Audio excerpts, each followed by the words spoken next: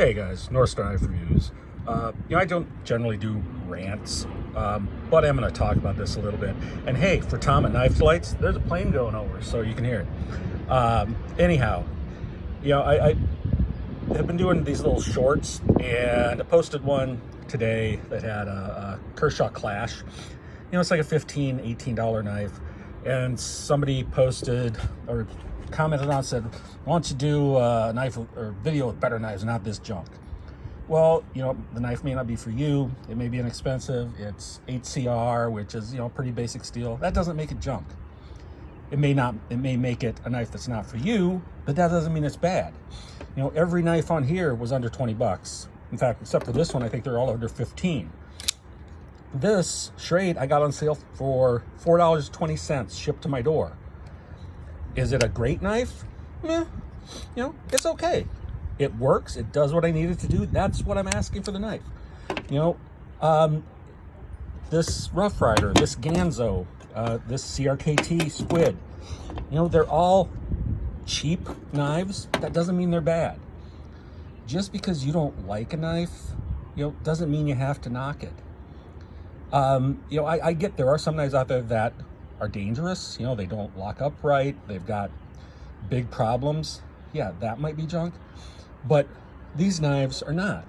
And just because somebody can only afford to spend $20 on a knife doesn't make them a bad person. Doesn't mean they don't have a knife that they can use. These are what I call 90-90 knives. They're good for 90% of people in 90% of situations. Maybe they're not great for a quote knife guy, or somebody who has a lot of money to spend, or somebody who's using their knife all day long for hard work. These are all going to dull relatively quickly. That's fine. These are still great knives. You just need a knife to throw in your glove compartment for emergencies. Hey, any of the, well, maybe I wouldn't put a carbon steel just because it could rust on you, but otherwise, great for that purpose. The carbon steel, I love this knife. I carry this all the time. Is it perfect?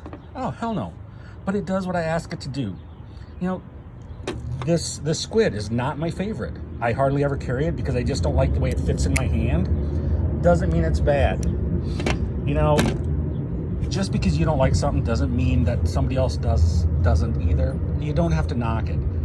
What if you've got a new knife person who's picks up this, this Schrade or the Kershaw that I showed, and they're like, oh man, I got a knife. I'm so excited about this. You're like, that's junk. No. You say, oh, that looks like an interesting knife. Looks like you could do some work with that.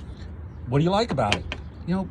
People, you don't have to drag on everybody else's stuff just because it's not what you like. Okay? And I know most of the people watching this are not going to be doing that. But, I'll admit, when I was early in the knife game and I started watching, like Nick Shabazz, and there's not a knock on Nick Shabazz by any means. He knows a lot about knives, but basically if it's under 440C, it's not a real knife steel. I don't buy that. There's no good or bad steel. There's good or bad steel for your purpose. If it is a knife and it is the steel that gets done what you need to get done, that's all that matters. It doesn't matter if it's fancy. It doesn't matter if it's expensive. Yeah, there are a lot more premium knives out there, and they will do some things like hold an edge much longer. Doesn't mean these are junk. All right? Sorry, just had to get that off my chest. You guys have a great Saturday. Take it easy, stay sharp. Love you.